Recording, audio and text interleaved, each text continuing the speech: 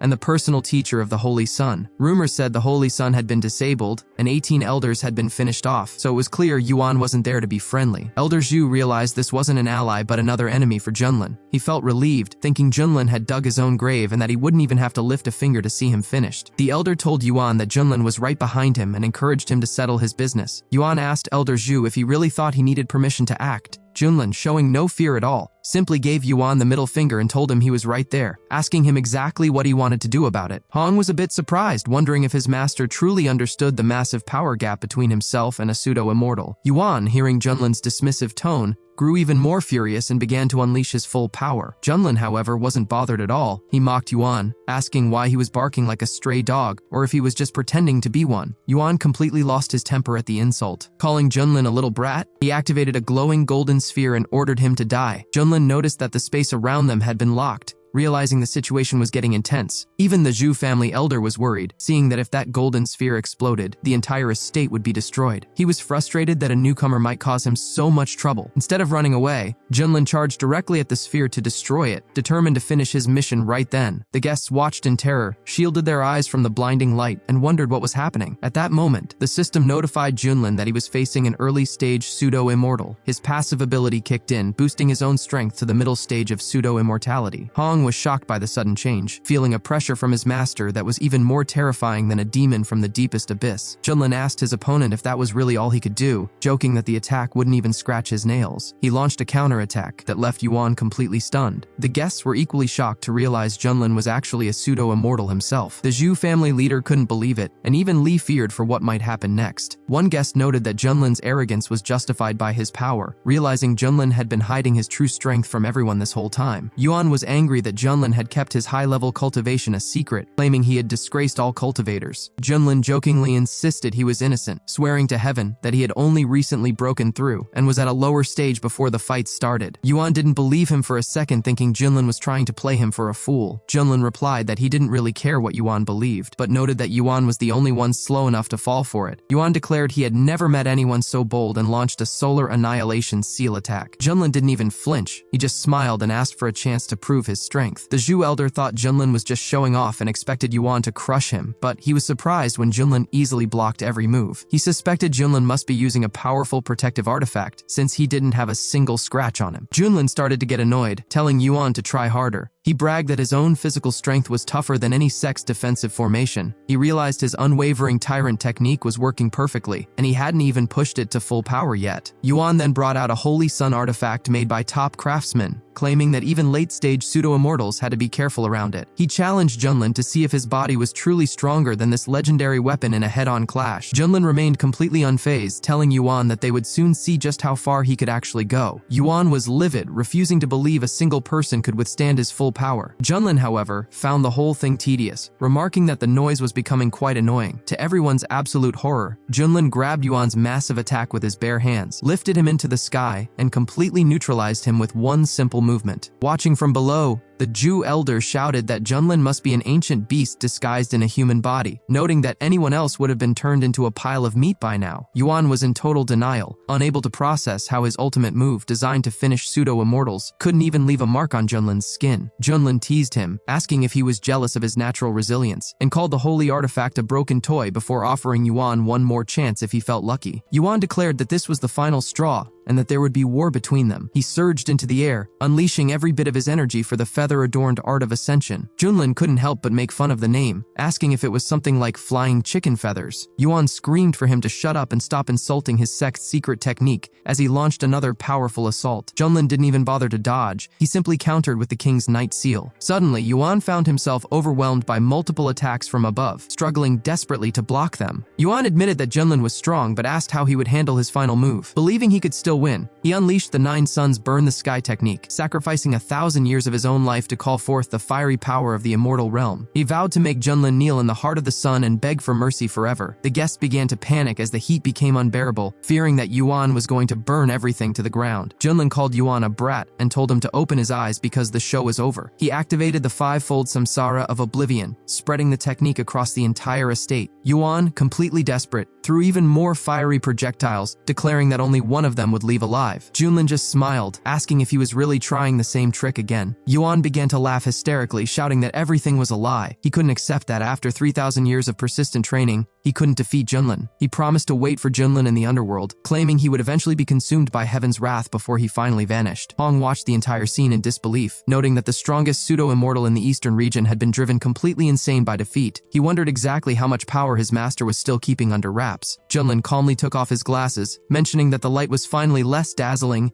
and it was time to wrap up the quest. He descended to the ground and approached Elder Zhu. The Elder, now completely humbled, told Junlin that his divine power was truly inspiring and expressed his deep admiration. He nervously asked if Junlin had any further instructions. Junlin looked at him and asked if he had any objections to his new disciple. The Elder quickly replied that he wouldn't dream of objecting and begged for mercy. Junlin then pointed out that his new student, Li, had been humiliated and mistreated by the Zhu family. He asked if the Elder agreed that, as a teacher, he should help his student get revenge. The Elder immediately agreed that it was perfectly reasonable and justified, though he nervously wondered exactly what Junlin planned to do next. Junlin stated that his initial thought was to finish every member of the family right there. The Elder was stunned and asked for clarification, unable to believe what he was hearing. Junlin calmly asked if the demand seemed like too much, noting that life for the people on the Jingjiang Islands had become incredibly difficult. He pointed out that many were dissatisfied with how the Zhu clan had been running things and asked how those problems were supposed to be fixed. Elder Zhu begged for the requirements to be lowered, mentioning that many in his clan were innocent. Junlin shot back that while the old man had only lost some followers, his disciple had lost his actual sister. He called the Elder a heartless old man for showing no mercy until it was his own people on the line. The Elder lowered his eyes, asking Junlin to look at him and his son, pleading for mercy and admitting he couldn't bear to lose his own child. Junlin turned around and told the Elder to get up. He said that if he were to go his own way and show a bit of mercy, then the Elder must at least remove the main cause of all these disasters. The old man realized what had to be done and agreed, stating he couldn't stand the situation any longer and would deal with the source of the trouble. He asked if Junlin was serious, knowing that wiping out the whole clan was a heavy burden, but that removing the specific culprit was a different matter. Elder Zhu then turned toward his own son, but instead of talking, he immediately fired a powerful electric beam. The young master was terrified, asking his father what he was doing and what was supposed to happen next. Junlin watched and told the old man it seemed like he was questioning his own assumptions, offering to help explain the situation if needed. The old man mentioned the saying that children don't teach their fathers, calling it an interesting thought. Junlin agreed, and the Elder promised that Junlin would be satisfied with the outcome. Suddenly, the Elder lunged at his son, grabbing him by the throat. Despite the young man's pleas, the Elder held on until the very end, finishing his own heir to save the rest of the clan. Once it was over, the Elder expressed his deep gratitude to Junlin for his kindness and generosity, thanking him on behalf of the entire family. Li, the mercenary, started laughing hysterically, seeing that those who acted like animals were finally punished. Junlin approached him and noted that while fate is often cruel, his enemies had finally been held accountable. He then asked Li if he was truly ready to become his disciple. Li fell to his knees in tears, declaring that he was ready to serve under Junlin's control. He stated that his destiny now belonged to the master and that he would do whatever was commanded of him. Junlin told him not to worry, welcoming him as a successful student. Junlin mused to himself that while the situation was intense, it had worked out miraculously. Since the initiation ceremony was complete, Junlin decided to give Li a new technique called the Mixed Heavenly Sword. As soon as Li received the ability, a flash of light appeared, and all the swords in the area were suddenly pulled toward him by the sheer force of the technique. Li looked at his hands in awe, realizing this was a true sword style that followed the way of heaven. He felt that every movement contained a will strong enough to crush the earth, making his previous skills look like nothing. He wondered again just how powerful this master truly was. Junlin told Li that he had been a bit too arrogant, but by granting him this art, he would truly be able to create his own destiny. Hong watched from the side with a bit of jealousy, noting how Li had gone from being a desperate outsider to a loyal follower in an instant. Hong felt his heart tremble at the power Junlin was displaying. everything. He knew that one serious blow from his master could destroy the void itself. He mused that fate was like a dog. If you didn't stop playing with it, it would eventually burn you. And Junlin possessed a fire from the underworld that could turn even a broken sword into smoldering ash. Suddenly, Lee began coughing and spitting out a dark liquid. Junlin explained that because Lee had used so many forbidden secret techniques in the past, his body was on the verge of collapsing. His foundation had been heavily damaged by internal resistance, and it looked like he might have to give up hope of ever recovering. To fix this, Junlin handed him a glowing orb and told him to eat the medicinal elixir inside, promising he would feel changes he never expected. Lee was confused. The medicine looked like a strange mushroom and seemed quite unusual. Junlin hoped the boy would trust him, noting that the elixir was infused with the smell of hatred for his country, which would help awaken the ancient demon blood hidden in his veins. Junlin told him that while there were harmful elements in his body making him feel weak, he shouldn't worry. Eating this dust-like elixir would set everything right. Lee swallowed the pill and immediately transformed into a terrifying monster, projecting a surge of strength that shocked everyone present. However, Lee turned to Junlin and admitted he felt incredibly tired. Junlin noticed that Lee now carried a strange and ominous presence that caused concern for everyone nearby. This aura,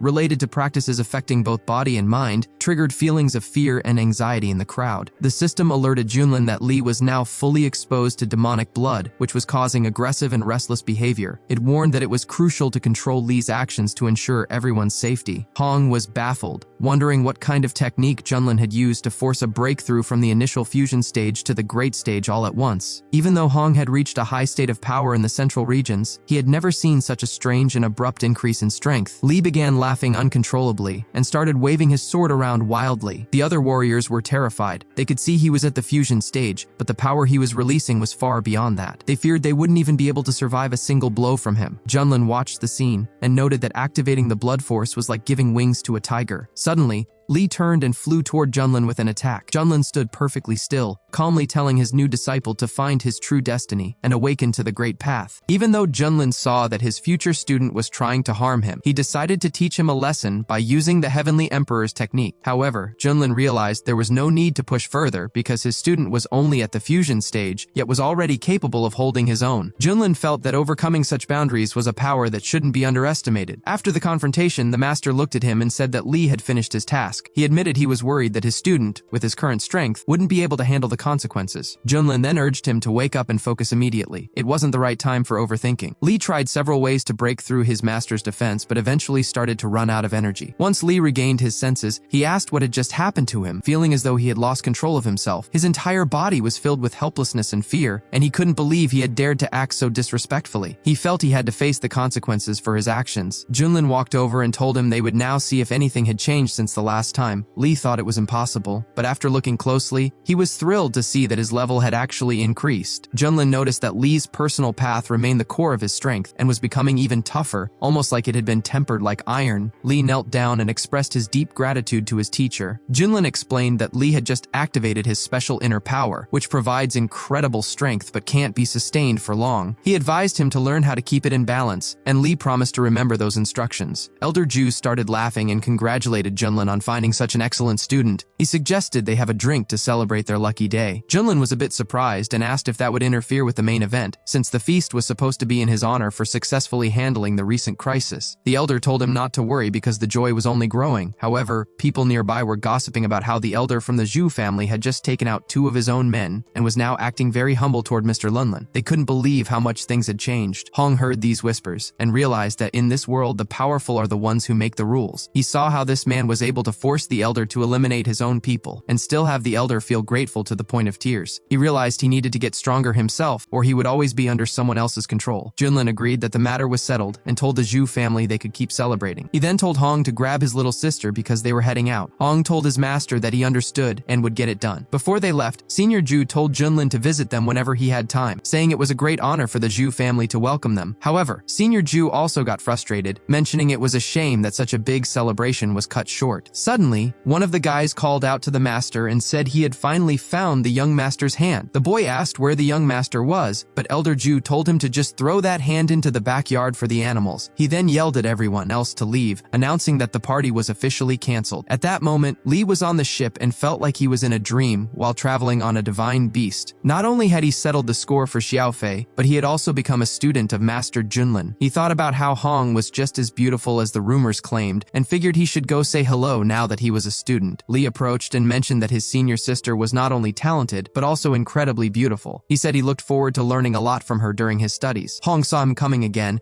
and wondered why men always acted this way. Originally, the master was annoyed after he had finished the Great Yuan. Now that he had taken on a student with such a high level, Hong felt it was getting harder to turn the situation around. Lee noticed Hong walking away and asked if he had said something wrong. But Xiaoxi came up and explained that people always get the older brother's gender confused. She mentioned that he really disliked it when people got his gender wrong. Xiaoxi realized she hadn't introduced herself yet, so Lee introduced himself as the teacher's new student from the Zhu house. Lee thanked her for the info and realized that was why Hong ignored all the men trying to impress him. It turned out he was a man as well. Lee felt like he had made a classic mistake. Xiaoxi told him that now he understood, and that was what mattered most. She added that it was a huge taboo for their older brother, Hong. Lee remarked that, as expected, the teacher was surrounded by unique people, including a handsome man and a cute Xiaoxi sister. She replied that she actually wanted to be like her older brothers, but was stuck in a body that was half mouse and half human. She admitted that she sometimes caused problems for the teacher because of this. Lee told his sister that she didn't choose this form and that he actually thought she was quite charming and unique. He mentioned that if it was a transformation issue, he had found a secret technique during his travels in the eastern region that might help her return to human form completely. He offered it to her if she was interested. Xiaoxi was delighted and said if it worked, she wouldn't be a burden to the teacher anymore. She excitedly told the teacher that she might be able to fully return to her human form. Junlin was surprised and joked that if that happened, he would miss her soft, fluffy head. She told the teacher not to worry because she would be able to change shapes whenever she wanted, and she could look however the teacher preferred. She then asked if they were really going back to the sect right now. Junlin was surprised by the question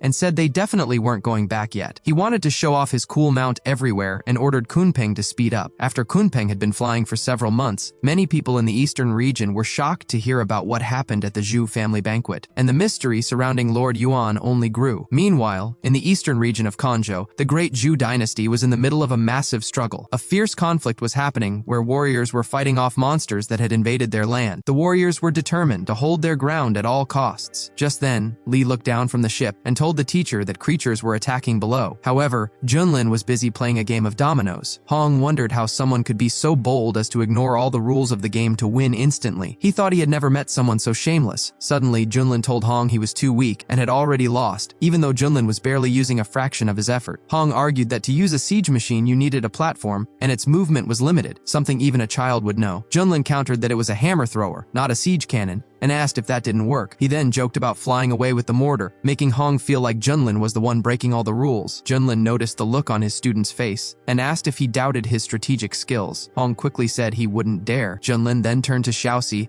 and asked for her opinion. She told the teacher he was the strongest, which made Hong realize that Xiaoxi really knew how to use flattery. Then Junlin asked Lee what he had mentioned earlier. Lee repeated that a group of monsters was attacking the city below and the situation was desperate. Junlin remembered hearing that these creatures were from an ancient forbidden land called Manhwa in the eastern region. He knew that place was home to many dark races. Legend said that in ancient times these creatures tried to invade the world, but humans and masters joined forces to push them back. After their defeat, a long truce began where both sides left each other alone. Junlin wondered if the demons invading again meant the centuries-old peace was over. Sensing that there was more to the story, Junlin told the boys that since they were there, they should go down and see what was really happening. The warriors below were starting to lose hope because their strongest general had just been taken out. They felt it was impossible to win and were ready to give up. One of the lead monsters appeared behind the group and told them to stop resisting. He claimed that taking the city was just the start and that his clan would soon destroy the entire empire. Suddenly, a flash of lightning struck, taking out several monsters at once. Manhwa appeared and told them to be quiet because they would never reach their goal. She charged toward the lead monster on her cat, but he just laughed at her. He used a powerful move to knock her down from a distance. The warriors became even more worried when they saw their commander fall. The lead monster called them insignificant and told them to kneel. Manhwa replied that she was a commander appointed by the emperor himself and represented the dignity of the great Zhou. She refused to kneel before a beast and told him to go ahead and attack if he wanted to finish her. The monster agreed and said he would grant her wish, then display her as an example, while his people took over the empire. Suddenly, the sky opened up and a massive creature appeared. The lead monster was shocked and asked what was happening, but Junlin's beast didn't give them a chance to react and immediately began clearing the area by swallowing everything in sight. The lead monster couldn't help himself and ended up going after his own follower. The warriors looked around in shock, wondering wondering if the spirits of the demon clans had actually been eaten, or if they were just seeing things. Manhwa suggested that a divine beast had come down from the heavens to protect their great Zhou dynasty. However, she noticed a man sitting on the back of the creature, which meant it belonged to someone. She realized a powerful master from the human clan had come to help them, though she wasn't sure how to address him or where he was from. Junlin introduced himself as being from the Xuantian sect and asked who was in charge. Hua immediately wondered if this was the same Junlin she had heard so much about recently, the one rumored to have challenged the top immortal sect of the Eastern Domain. She felt incredibly lucky that the great Zhou dynasty was receiving such help at a time like this. Hua introduced herself as the commander of the Tiger and Leopard Cavalry and welcomed the respected elders. Junlin asked which imperial house ruled this land and why the demon clan was attacking. Hua explained that this was the great Zhou dynasty's territory, but she didn't know the exact reason for the attack. She mentioned that, based on information from a fallen demon general, the enemy was planning an even larger assault that would lead to a fierce battle. Junlin found it strange that creatures from the dark abyss were attacking human kingdoms so openly, wondering if they weren't afraid of a human counterattack. Li noted that while these demons preferred dark, damp places, it was unclear what they would gain by taking over this land. Hong cut in, suggesting they shouldn't overthink it and should just destroy the enemies if they showed up. Hua addressed Hong as a respected figure and asked if they had come to help the great Zhou dynasty overcome this crisis. On behalf of everyone in Zhou, she expressed deep gratitude for their kindness. Li realized that his senior brother had a natural talent for causing misunderstandings, and the more he disliked a situation, the more it seemed to happen. Junlin also sensed that this wasn't a random event, and that the sudden appearance of millions of dark creatures was no accident. Suddenly, Junlin's system alerted him that a new task was active. He needed to defeat the ghost army invading the empire to earn rewards. Junlin decided it was time for a mission and planned to use this place as a temporary base to find more clues. He announced that since these outsiders were causing chaos and hurting innocent people, he couldn't just stand by. He told them to let everyone know he was intervening. Hua was thrilled and thanked him, saying the empire would never forget his kindness. Li cheered for his teacher's wisdom, but Hong felt that Junlin was getting too involved in other people's problems. Junlin didn't waste any time and asked to be taken to their leader. Hua agreed and led them to the military headquarters near the capital. Inside the tent, the leaders were discussing their defense. One commander reported that ghost units had broken through their lines and were heading straight for the capital. There were even reports of powerful phantom generals and a possible high-level commander among them. Another commander wondered if there was something valuable in the empire attracting the ghost's attention. The prince admitted that he didn't know anything specific. He told his team not to worry about that for now and focused on resisting the invasion. He emphasized that if they couldn't hold the line, they needed to evacuate as many civilians as possible, because there was always hope as long as people survive. A soldier arrived with news, and the prince worried the ghosts were using more exhaustion tactics. He felt overwhelmed because his 40,000 soldiers were exhausted, while the enemy had 800,000. He wondered how they could possibly win. Looking at the sky, the soldiers were frightened by the strange creature appearing over the empire and prepared for a fight. The prince told them not to attack because he recognized the creature as the divine Kunpeng and saw Commander Hua was with it. The commander was amazed that Hua was controlling such a beast. Hua landed and introduced Lord Junlin, explaining he was there to help fight the ghost army. The prince recognized the name as the famous master from the Xuantian sect and asked if he really controlled the creature. Hua whispered to the prince to be careful with his words, noting that Junlin was actually very kind despite the rumors. The prince welcomed the respected guest, acknowledging that his people were still caught up in old stories about Junlin's past battles. Suddenly, a mysterious voice echoed, saying they were surrounded by 800,000 ghosts and should surrender. The prince drew his sword, calling the ghosts arrogant. Junlin sent his students into the fight, ordering them to handle the situation. The students agreed and charged toward the enemy. The local warriors were amazed that only 2 people were brave enough to take on such a massive army. The monsters thought it was funny that they needed so much force to take over a human kingdom, though they knew these empires sometimes had a bit of luck on their side. One green monster said that since the Shadow World tribes were uniting, their ghost race had to take the lead for their own survival. A purple monster agreed, saying the fall of this world was inevitable and that controlling the eastern region would give them more power. Seeing the humans approaching, the lead demons told their followers to stay quiet so they wouldn't scare their food away. Li looked at the massive number of enemies and admitted that in the past, he wouldn't have had the courage to face them. Now, however, he felt confident fighting alongside his talented senior brother. Li told Hong that his own sword skills weren't the best yet, so he would go first. He charged into the crowd using his sword technique. The enemy leader ordered his monsters to capture the human. Hong saw them advancing and attacked from a distance with golden flames. The monsters tried to fight the fire, but it wouldn't go out, and they were were defeated instantly. Lee complimented Hong's abilities, and Hong suggested they finish the job quickly so no one would make fun of them. Hong wanted to prove that he was still the strongest senior brother. The commanders watching from the castle were impressed by the display of power. The prince realized the rumors about the white-haired master's students were true after seeing how many enemies they took out in an instant. One monster asked who these defenders were. Another said it didn't matter because no one could stop their plan, and he ordered a full attack. Hong was ready and released more flames, but the monsters opened a portal to bring in even more reinforcements. Hong noticed a very powerful presence among the new arrivals, a high-level commander. The monsters realized these two humans were actually quite strong. One monster with a spear stepped forward, telling his boss he didn't need to get involved. He claimed he could easily crush the two humans himself and lunged at them, telling Lee to prepare for the end. Lee launched his attack first, but the monster who blocked it claimed he didn't feel a thing. In fact, the demon mockingly thanked him, saying the strike actually helped him improve his skills. The leaders watching the clash were stunned, wondering how such a thing was even possible and what could have caused it. The prince was also impressed, noting that all of Master Junlin's students were incredibly powerful. Lee was energized by their praise and flew back into the fight, eager to show off a new technique. He targeted the strongest enemies using his early-stage transition powers, but a monster at the peak of that level blocked his path. The demon told him that the only reason a previous elder had been defeated was that he had underestimated the boy. He asked if Lee really thought he could stand against so many high-level opponents. The monsters swarmed him, hoping to finish him off quickly. Lee started to feel nervous, realizing he might have overestimated himself. He considered using his hidden mad demon power, but then he saw Hong coming to his aid with a powerful jade flame. The monsters were caught off guard by the heat, though one managed to escape. He lunged toward Hong, shouting that he would take her life. Using his own strength, the monster freed his comrades and prepared for a final strike. Lee admitted that a peak-level transition fighter was no joke. The monster laughed, saying it was too late for them to be afraid and that they were both about to die. When Lee heard the monster call Hong a stinking woman, he knew the enemy was in trouble. Hong was already prepared to strike, and Lee whispered that the monsters were as good as dead. Hong declared that they would all pay the ultimate price and released a soul-consuming black flame. The monsters were terrified by the intensity of the power. One blue monster tried to warn the others, but it was too late. Hong was so insulted by the demon's words that he was determined to end the fight right then and there. The blue monster couldn't believe he had been hit so easily. Hong looked at the remaining enemies and called them nothing more than ants. Lee thought to himself that when Hong was angry, he was practically invincible. He felt lucky to be on the same side as the master's top student, knowing Hong could take down anyone in his way. Hong looked over at his younger brother, who was simply pointing at the destruction, and wondered if he had overreacted. The boys eventually returned to Junlin, and Hong reported that the 800,000 enemies had been taken care of. Lee was worried because the teacher didn't say anything at first, thinking Junlin might be unhappy. Xiaoxi walked up and tapped Junlin to wake him up. Junlin blinked and asked if the fight was over yet. Hong was frustrated, realizing they had been fighting for their lives while Junlin was taking a nap on the battlefield. Junlin told them they did a great job and to keep up the good work. The prince approached Junlin with great respect, thanking him for saving the empire. Junlin brushed it off as a small favor but mentioned his students were tired. He suggested the empire treat them to something nice. The prince agreed immediately, promising to host a grand banquet in their honor at the capital. They headed to the Hall of Heavenly Light, where the prince informed Junlin that his father, the emperor, wanted to see him before the party started. Junlin noticed the old man stayed inside, thinking he was quite confident to make a guest come to him. However, the emperor apologized, explaining that his poor health prevented him from meeting them outside. Junlin sensed a powerful energy coming from him and realized it was the national luck. The emperor was at the peak of his power level but was clearly struggling. Junlin remembered that in this world, empires have a mystical force called national luck that helps with healing and training, fueled by the lives of the people. It seemed the emperor was using this force just to stay alive. The emperor felt embarrassed to have the master see him in such a weak state, while also wondering why he couldn't sense Junlin's power level. He questioned whether Junlin was using a trick or if he was truly a master. Junlin asked what had happened to cause all this trouble. The emperor explained that the demons had attacked for no apparent reason. While some officials thought the demons wanted a secret treasure in the palace, the emperor didn't know of any such treasure. He revealed that his injuries came from a mysterious, incredibly powerful man who had attacked his family's ancestral tomb. The emperor had been forced to use the empire's national luck just to drive the intruder away. He noted that the man seemed stronger than him, but acted very cautiously, eventually leaving as if he were afraid of something. Shortly after that, the demon invasion began. Junlin suspected the demons were actually working for that mysterious man to take the tomb. He wondered why the man had retreated and what could be so valuable in the tomb. He found the whole mystery quite interesting, especially since he usually just liked to relax and enjoy his powers. Lee listened intently, realizing the situation sounded like rumors he had heard back in the central region. Junlin asked the emperor if he could visit the ancestral tomb. The prince stepped in, explaining that it was a sacred resting place and might be dangerous. He suggested that since Junlin had already done so much, he should just enjoy the imperial dinner instead, The emperor also declined the request, but told Junlin he could take anything he wanted from the imperial treasury as a thank you gift. Junlin didn't press the issue, knowing his mission wasn't finished yet and deciding to wait and see what happened next. The prince led everyone to the table. Meanwhile, in the Demon King's palace, the king was enjoying a drink and celebrating his potential rise to power. He believed that if he conquered the empire, his reputation among the demons would be unmatched. He was waiting for news from his generals, especially since he was wary of the emperor's national luck. A servant approached, and the king called him useless, asking why he was still there. The servant explained he was greeting a messenger. The king complained that while others were preparing for war, he felt like they were just hiding. The servant defended his actions, saying he had sent a massive army to force the emperor to fight. The king called him a fool and revealed that the entire 800,000-man army had been destroyed near the capital without the emperor even lifting a finger. The servant was shocked, pointing out that the army had many high-level demons. He couldn't believe a passing traveler, known as Master Junlin, had wiped them out. The servant grew worried, but the king warned him not to be overconfident. He gave the servant a special dark essence to help him take over the empire, warning him not to fail again. The servant promised to succeed and led a new group of monsters toward the human lands. Back at the palace banquet, everyone was celebrating. Li was enjoying the strong wine and food, but the prince noticed Hong wasn't eating. Junlin joked that Hong was on a diet. The prince praised Hong's discipline, which only made Hong more annoyed. He wasn't on a diet, he just thought it was beneath a high-level cultivator to focus on food. The prince then suggested that if Hong wouldn't eat, he should at least enjoy the music. Suddenly, the top musician of the eastern region, Nangguang Chongfeng, entered the room. He introduced himself and said he was happy to meet everyone. The prince explained that this man was considered the greatest musician in the region. He noted that Nangguang's music wasn't just beautiful to listen to, it carried deep wisdom that could even help people with their spiritual training. The prince shared a story about an aging master who reached a new level of power just by listening to a performance. He then invited the master to begin. The musician picked up his instrument and started playing right away. However, mid-performance, Nangguang turned to the prince and told him that he shouldn't be invited anymore if people were going to fall asleep while he played, as it made him look bad. The prince grew worried and asked Master Junlin if he found the music unsatisfying. Junlin honestly replied that it was just an average performance. When Nangguang heard this, he told Junlin to be quiet, calling him a rude person who didn't understand art at all. Li became angry, drawing his sword and yelling at the old man for insulting his teacher. He told the musician he was asking for trouble. The prince tried to calm everyone down, explaining to Master Junlin that Nangguang was just very direct and didn't mean any harm, but Nangguang was even more offended now, calling Junlin a violent person who couldn't appreciate the skill required to play. He demanded to know why Junlin called his playing mediocre. The prince could only hope that Nangguang would manage to leave without a major conflict. Starting, Li looked to his teacher for a reaction,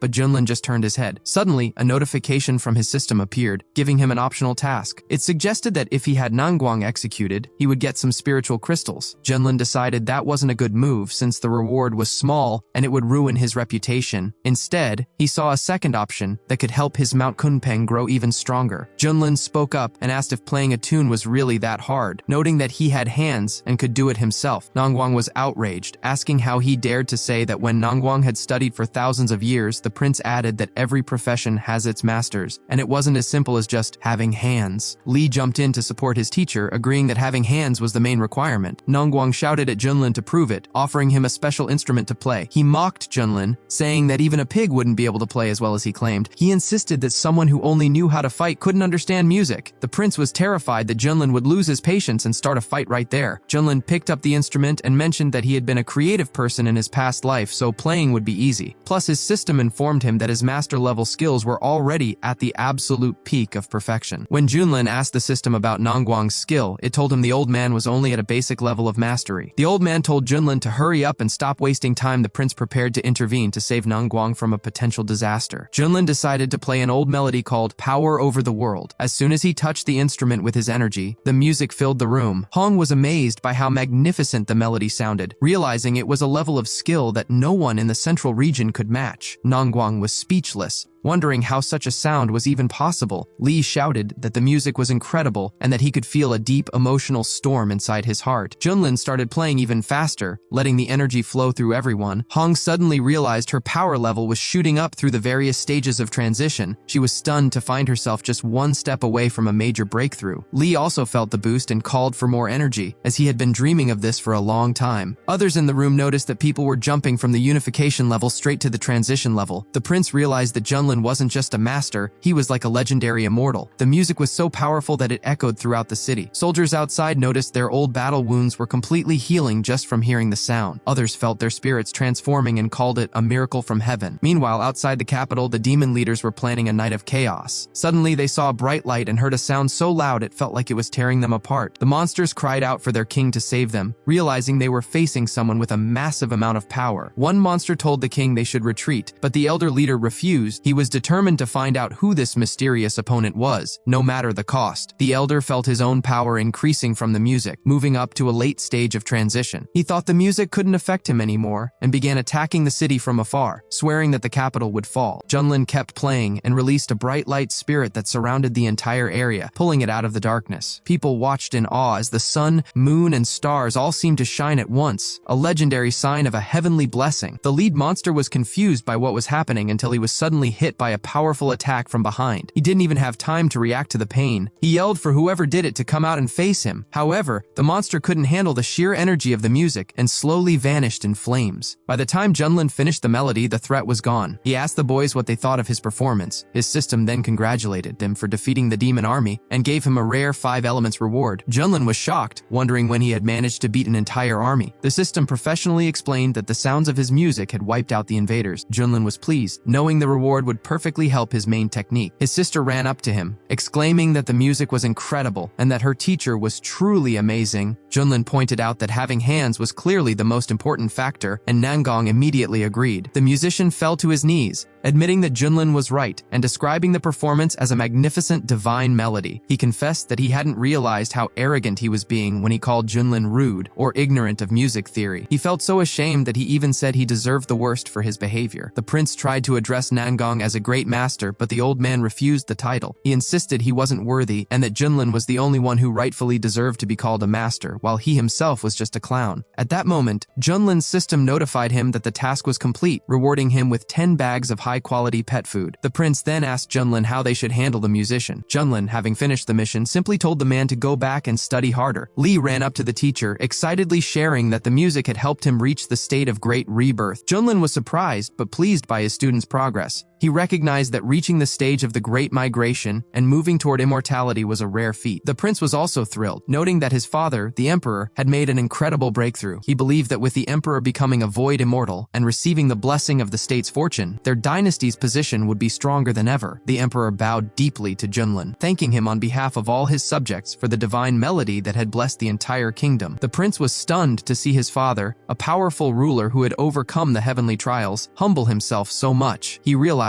just how much power Junlin must truly possess. Junlin told the emperor to stand up, noting that overcoming the trials was the emperor's own achievement. However, the emperor insisted that it was only because of Junlin's music that the kingdom's destiny had flourished so much. He felt he had simply struggled through an opportunity Junlin provided. The emperor promised that whatever Junlin needed, the dynasty would provide it without hesitation. Junlin took him up on the offer and asked to see the family tomb. The emperor agreed and led the way. Inside the tunnel, the emperor mentioned that besides some treasures that might attract thieves, there wasn't much to see. They eventually reached the end of the tomb, and Junlin didn't see anything unusual at first. However, Hong used his powers to reveal a hidden door to another world, which was held shut by massive chains. The emperor was shocked, having had no idea such a thing existed in his own family's tomb. Junlin noticed the door looked beautiful but seemed like an illusion that couldn't be touched. Xiaoxi realized the star door was real but hadn't fully materialized in their world yet. Activating it would likely require a significant sacrifice. Junlin asked how long the empire had existed, and the emperor replied it had been 1,200,000 years, making it one of the few dynasties to last over 1,000,000 years. Junlin asked about other powers, and the emperor explained that dozens of states had existed before them, many of which were now forgotten. Junlin realized the door belonged to an even more ancient era and had likely been forgotten through history. The family had simply built their tomb there by chance, believing the location brought good luck. Junlin asked Hong if he knew anything about the door. Hong admitted he had only heard rumors and had opened it by chance. He explained that in ancient times there were many teleportation points that let people travel throughout the universe, but the great ancestors had sealed them off for unknown reasons. Lee joined in, confirming the door's purpose. The prince wondered if the childhood legends were true, that their world was just one of many stars scattered across space. The emperor added that while cultivators used to travel freely once they reached a certain level, an invisible force eventually restricted them to their own world. The only way out now was to become a true immortal and ascend. The prince was excited, thinking the door would allow their empire to expand its territory into the universe. The Emperor agreed, feeling that with their current strength, conquering other worlds was only a matter of time. However, Junlin told them they were being foolish. He asked if they were really sure they were strong enough to expand, or if they would just end up being captured by alien races. He reminded them that the ancestors likely had a good reason for sealing the doors. He also pointed out that they couldn't even control their own region yet, and were already dreaming of invading others, comparing their ambition to a snake trying to swallow an elephant. The Emperor admitted Junlin was right, and that they had been overconfident. Junlin then asked if they even knew how to open the door, but the Emperor had no answer. Junlin told them to keep trying, but noted that as long as the door existed, the Empire still had a future. Lee remarked that if that were the case, the dark creatures from the abyss were even worse for betraying their world to serve aliens. Junlin was now most interested in what had happened to their world in the past. He suspected this wasn't the only star door in the region, and that parallel universe travel was a reality. Lee was also curious, hoping that ascending to the immortal world might provide some answers. Xiaoxi hoped to follow Junlin when he eventually ascended, but Hong warned that the immortal world was even more cruel than their own, with the strong preying on the weak. Hong remembered that when he had reached immortality himself, he chose to stay behind to settle old scores rather than ascend immediately. He knew that in the immortal world, a top-tier cultivator from their world would have to start at the very bottom of a strict hierarchy. Unless someone had a powerful family waiting for them, the transition was incredibly difficult. He feared that if he rose too quickly, his enemies would find and finish him. He explained that becoming immortal and ascending wasn't as simple as people thought, and it wasn't just about training hard. Lee asked if Junlin meant that effort alone wasn't enough to guarantee success. When Junlin arrived home, he saw that the first wave of attacks from Manhwa had already started. He suspected other regions in the east would soon be targeted as well, and eventually, all 4 major regions could be pulled into the conflict. Junlin decided he would take on this threat himself to protect Kun. Suddenly, he reached for his glasses, realizing he had almost forgotten something important, and showed his student a special gift. Xiaoxi noticed how good it smelled and asked if she could try some. Junlin explained that it was actually pet food. Xiaoxi told him that since she was a Xiaoxi and considered herself the teacher's pet, she should be allowed to have it, immediately transforming into her Xiaoxi form. Junlin sighed and handed her the bag as a snack. She thanked him happily and started eating. Hong watched this and felt annoyed. He grumbled to himself that the little Xiaoxi never focused on training and only thought about food, much like their other companion Li. He felt it was a waste for such a great immortal essence to be spent on something so trivial. However, as soon as Xiaoxi tasted the food, she felt a powerful flame ignite within her. Hong watched in shock as she reached perfection in her current stage and immediately made another breakthrough. Xiaoxi was thrilled, telling the teacher the treats were delicious and wondering how she had leveled up so fast. Junlin was also stunned that a single bag of top-quality feed could push someone from the early Hashin stage all the way to the initial Da Chang level. He wondered if eating a few more bags would make someone immortal instantly. Li began shouting in disbelief, noting that his sister had caught up to his level in the blink of an eye. Hong realized the food was the secret behind the sudden power boost, and began to wonder just what kind of high-level treasures Junlin possessed. Junlin asked Xiaoxi if she wanted more, and she eagerly agreed. He threw a few more packs her way, happy that she enjoyed them. He didn't forget about his Mount Kunpeng either, noting that he had been working hard and deserved some treats too. Xiaoxi shared some with Kunpeng, who also saw his strength reach its limit. Li was amazed again, seeing Kunpeng jump from the initial stage of Dain to perfection in seconds. He thought his teacher was truly beyond comprehension. Hong, however, felt that this way of gaining power was unfair to those who worked hard. He tried to convince himself that it was morally wrong and likely had bad side effects. He told himself that even if he were offered some, he wouldn't touch it. Junlin noticed that after 3 packets, the effect on Xiaoxi began to weaken, only pushing her into the late stage. It seemed the benefits decreased with repeated use. Meanwhile, Hong was hiding behind a tree, watching Xiaoxi out of the corner of his eye. He eventually called her over. Xiaoxi was surprised that the elder brother wanted to speak with her and asked how she could help. Hong told her that the food the teacher gave her was actually poisonous. Xiaoxi didn't believe him, arguing that the teacher would never hurt her and that the food had clearly made her stronger. Hong argued that everything has 2 sides. He claimed that, while an elixir might increase a person's level, it also poisons their internal systems. He told her the food was just forcing her to grow too fast, like pulling on a plant to make it taller, and warned that toxins were likely building up in her body. He suggested that continuing to eat it would be like slow suicide. Xiaoxi insisted she felt great and wasn't worried since the teacher had provided it. To prove his point, Hong used his powers to check her condition. He was shocked to find that her internal foundation was perfectly safe and incredibly strong. In fact, her body was filled with pure spiritual energy that was circulating freely. It was more effective than any elixir he had ever seen. Xiaoxi asked if she could go since she was fine, but Hong told her to leave the treats behind. He claimed he was only taking them for her own safety. Despite Xiaoxi's protests, Hong took the bag from her. He saw her start to cry and told her to hold back her tears and go look after the teacher without mentioning what had happened. Xiaoxi didn't dare argue and left. Hong smiled to himself, thinking he was finally ready to make a breakthrough of his own. He lifted the bag and started eating, finding the treats very tasty. Suddenly, his stomach felt like it was about to burst. He felt a massive surge of energy that seemed to be raging out of control. He worried his body would be destroyed and wondered why Xiaoxi had been fine while he was suffering. He realized he might have made a huge mistake. Suddenly, a massive cloud of smoke erupted, and the force of his own internal gas sent Hong flying into the sky. Junlin was confused, wondering why Hong had suddenly launched into the air. Li noticed a surprisingly pleasant smell in the air. Junlin asked Xiaoxi if she was okay, but she just bowed her head silently. Junlin sensed something was wrong just then. Hong crashed back down to the ground. Junlin asked him what he had done, but Hong just bowed at his teacher's feet in shame. Junlin demanded an answer, and Hong finally admitted his mistake. He apologized for his selfish behavior, admitting he couldn't resist the delicious treats. Xiaoxi chimed in, saying she had given them to him because the elder brother wanted to try them too. Junlin noted that while he understood Hong's desire to get stronger, taking treats from his younger sister was wrong. Hong tried to apologize again, but he suddenly felt sick and was launched into the air by another explosion of gas. Junlin yelled at him to stop making excuses and come back for his punishment. Hong realized his plan to sneak some extra power had backfired completely. He felt lucky his old enemies weren't there to see such an embarrassing moment. Down in the city, people looked up at the sky. Some saw a beautiful figure in the air making strange noises. One girl thought it sounded like her sister's flatulence, but others dismissed that as nonsense.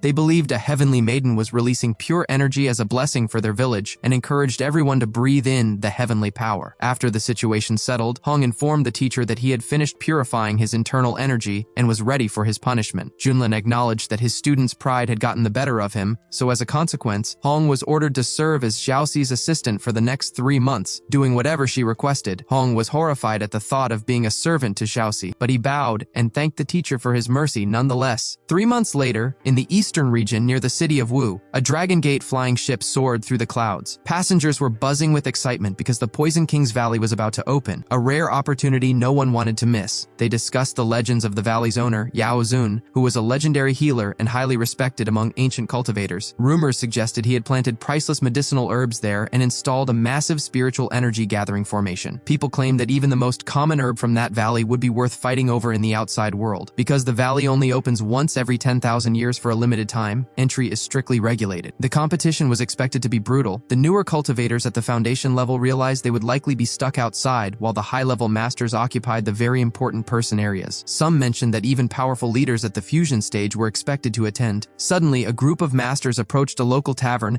and ordered everyone to hand over their valuables to avoid a physical confrontation. The travelers were shocked, wondering who would be brave enough to attack a ship protected by a heavenly ruler. One man stepped forward to ask for the attackers' names. A girl introduced herself as being from the Zhuantian sect. Standing alongside her companion, Junlin, a warrior in the crowd shouted that it was the famous white-haired master Junlin. Some doubted it, thinking it might be an imposter, while others pointed out that the companions matched the descriptions from the rumors exactly. They whispered about his legendary mount, the ancient beast Kun, though many remained skeptical, believing such creatures had long since disappeared from the world, and that the stories were just exaggerations. An old man in the attacking group told everyone to stop talking and start handing over their goods if they wanted to stay safe. He was pleased to see the crowd falling for the act and signaled Li Wuji to collect the gifts from their fellow travelers. Wuji told the group to be smart and give up their treasures so he wouldn't have to use his sword. Terrified, the people began to surrender. Wuji then called out to those hiding in the top floor very important person rooms, telling them to hand over their storage rings or face his wrath. A guest inside suggested it wasn't necessary for him to come up, explaining that 2 very important people from the Wendao sect were inside. Wuji wasn't intimidated, insisting that no matter who they were, they had to respect his teacher or face the consequences. A voice from inside the room asked for a favor, identifying themselves as members of the Wendao sect, one of the most powerful groups in the region, second only to the Yuhua sect. Wuji knew their reputation was massive, but since Junlin had already proven he could stand up to anyone, Wuji told them to come down and settle matters now. Fan Dezhen and his assistant Miao Yi stepped out. Wuji made a sarcastic comment about the girl, which immediately provoked her to attack, but Fan stopped her. He recognized the group as Junlin and his companions from the rumors. Even though their power levels didn't look high, he knew Junlin was famous for hiding his true strength. strength. To play it safe, Fan presented a gift of 5 million supreme spiritual crystals and several artifacts, asking Wuji to pass them along to Junlin as a gesture of respect from the Wendao sect. Wuji accepted the tribute and promised to give it to his teacher. Once they were away, Miaoyi asked her uncle why he had been so submissive. Wuji, meanwhile, was thrilled that his acting had worked and that he had successfully pressured a high-level master using Junlin's name. Fan explained to his niece that he did it for her safety, fearing that Junlin's bloodthirsty reputation meant they would have been finished if they hadn't shown respect. Miaoyi complained that Junlin was far too arrogant and wondered why he was allowed to cause so much trouble. Fan reminded her that Junlin had recently defeated a top master from the Yuhua sect. Miaoyi, feeling determined, vowed to get stronger so she could eventually defeat Junlin herself. Fan encouraged her, noting that she possessed the rare star immortal body, which was just as powerful as the top talents of other sects. Elsewhere, the group of robbers gathered to check their haul. An old man laughed about how using Junlin's name worked like a charm every time. Wuji admitted he had been nervous, but was relieved that even a master from the Wendao sect had backed down. One of the women in the group mocked Wuji, telling him that people didn't respect him, but rather the master of the Devil's Sword persona he was faking. They started to argue, but their leader told them to shut up. He reminded them they were replaceable and needed to act smart. He noted that with so many people heading to the valley, it was the perfect time for one last big score before they moved on. Suddenly, a strong wind swept through, and the group leader turned around in alarm, wondering what was happening. Wuji was terrified, calling the presence a monster. The chief, watching the mysterious force fly past, felt relieved that they hadn't been stopped, joking that his group wouldn't have even made a decent snack for a creature like that. At that moment, Hong was still fulfilling his punishment by petting Xiaoxi. She mentioned how much she enjoyed the attention and thanked her older brother. Junlin then announced that Hong's term of service was almost over and revealed that he had prepared a special reward. He asked Xiaoxi to bring out the chocolate ice cream he had carefully made. Xiaoxi ran to get it, joyfully presenting a swirl of ice cream to her brother. Junlin told Hong that it was the finest cold treat in the world. He acknowledged how difficult the last 3 months had been and urged Hong to accept his kindness. Hong was skeptical at first, suspecting that the teacher was trying to humiliate him one last time. He wondered how he should even react. However, once he tried a bite, he began to beam with happiness. The ice cream was cold and melted perfectly in his mouth. It was delicious, and he realized Junlin wasn't trying to trick him this time. Li arrived and informed the teacher that they had entered the Wuzhou region. He mentioned that the medicine valley would open in a few days. When he saw Hong eating the treat, he assumed it was a final difficult punishment from the teacher and admired how well Hong was pretending to enjoy it. Junlin asked about the medicine valley. Li explained it was a legendary location filled with rare treasures, miraculous herbs, and unique medicines, a place no one should miss. Just then, Junlin's system alerted him that they had entered Wuzhou and offered a task within the valley that promised significant bonuses. Junlin found the idea tempting, noting they had been wandering aimlessly for months anyway. The group arrived at the Dragon Gate guest house in Wuzhou. Li told the teacher it was the largest inn for miles and suggested they stay there until the valley officially opened. Junlin found the name familiar and decided they would stop. They were greeted with respect as they entered, and Junlin tasked Hong with arranging their best room. The innkeeper directed them to the second floor. As they headed up, Hong asked why they were being so secretive. Junlin explained that because he was so famous now, his fans would swarm him for autographs if his identity were revealed, which would be a huge hassle. Hong realized he probably shouldn't have asked. He simply couldn't understand the way Junlin's mind worked compared to normal people. Once they were seated, Junlin asked the waiter for recommendations. The waiter guaranteed their signature dishes were authentic and unsurpassed. He suggested the fried lion heads made from the meat of a wild fighting lion and the sugar vinegar carp, which supposedly contained a drop of real dragon blood. Xiaoxi pointed at another dish, thinking it looked tasty. The waiter praised her taste, explaining it was made from the meat of an ice Xiaoxi, sliced so thin it looked like crispy snowflakes. He recommended grilling it. Xiaoxi immediately covered her ears in horror. Junlin quickly reassured her that they wouldn't eat that and ordered everything else on the menu instead. The waiter was impressed by the large order, realizing he was serving a very wealthy guest, and rushed to the kitchen to prioritize their meal. Xiaoxi wondered aloud why anyone would want to eat such cute animals. Li asked the teacher why they were waiting at the inn instead of going straight to the valley. Junlin explained that since the opening would be chaotic, they should stay here first to get a feel for the atmosphere and see if anything interesting happened. Li praised his teacher's foresight, but Hong told them to lower their voices because people nearby were talking about them. Junlin wasn't worried, assuming they were just fans telling epic stories. However, when he listened in, he heard someone calling that damn Junlin a scumbag who had stolen a lifetime of savings. Another person chimed in, claiming Junlin had taken 6 high-level artifacts and various medicines from him. Li was furious, yelling that these people were lying and slandering his teacher. Hong just laughed, realizing that Junlin was actually an object of public contempt. Junlin told Li to stay calm, realizing that someone was clearly impersonating him, and these people were their victims. Hong offered to take care of the pathetic worms immediately if the teacher gave the word. Junlin told him he was being too dramatic. As they kept listening, they heard the strangers discussing the Red Fairy. One man complained that while rumors said she was a cold, unique beauty, the reality was different. He claimed she smelled like she belonged in a brothel. His companion agreed, saying that based on his experience, she was a mid-level product at best and didn't understand why people praised her. Another man added that when he first saw her, he was so unimpressed that the reality was nothing like the amazing scenes people described. Hong caught Lee staring and asked what he was looking at. Lee quickly made up an excuse, saying he just had some sand in his eyes and that Hong shouldn't overthink it. Junlin chimed in, telling Hong to be a bit more open-minded. He pointed out that the people were gossiping about a fake version of Hong, and a woman at that. Since Hong was a man, Junlin asked why he was letting it get to him so much. Hong tried to argue, but Junlin teased him, suggesting that since he was reacting so strongly, maybe he had finally started to accept the red nickname. Hong insisted that wasn't the case at all. Just then, the waiter arrived with their food, ending the tension. When the food hit the table, Xiaoxi noted how wonderful it smelled. The waiter wished them a good meal and told them to call him if they needed anything else. Junlin told the boys they should eat up, noting that the truth about the imposters would come out eventually anyway. As the waiter walked away, he couldn't shake the feeling that the guests looked familiar. Meanwhile, Miao Yi asked her uncle if he had heard how everyone was insulting Junlin and his group. She felt that this was proof of what people really thought of them. Fan told her she was listening to nonsense, explaining that truly powerful people aren't bothered by gossip. Even if the whole world hated them, it wouldn't change who they were. When Miao Yi asked why he kept defending Junlin, Fan just told her to drop it and eat, noting the food was as good as what they had back at their sect. As they were finishing up, Miao Yi admitted the meal was so good she had overeaten. She noticed her uncle watching Junlin's team as they passed by and asked what was up. Fan admitted that he felt an unimaginable level of strength coming from them, especially their leader. It made him feel strangely helpless. Miao Yi wondered if they had stumbled upon another legendary master. Fan agreed it was likely, noting that since the valley portal was opening, many powerful cultivators were heading to this specific inn. He warned her that since they were far from home, they needed to stay alert. That evening, dark figures gathered outside the inn. A warrior asked a priest if he was sure they should strike now. The priest replied that to break humanity's spirit, their plan of destruction had to start at this hotel tonight. He ordered his followers to begin the attack immediately, telling them to be completely on guard and not to make a single mistake. He explained that their snake clan had defeated many legends before. With this move, all human cultivators would be trapped in endless nightmares. He claimed that once their formation was set, even a great immortal wouldn't be able to break it, and humanity would fall into an eternal slumber. The attackers took control of the hotel and released a knockout poison. The priest boasted about the perfection of his plan while Junlin's students remained fast asleep in their rooms. Soon the humans were trapped in an illusory world where time didn't exist. In his dream,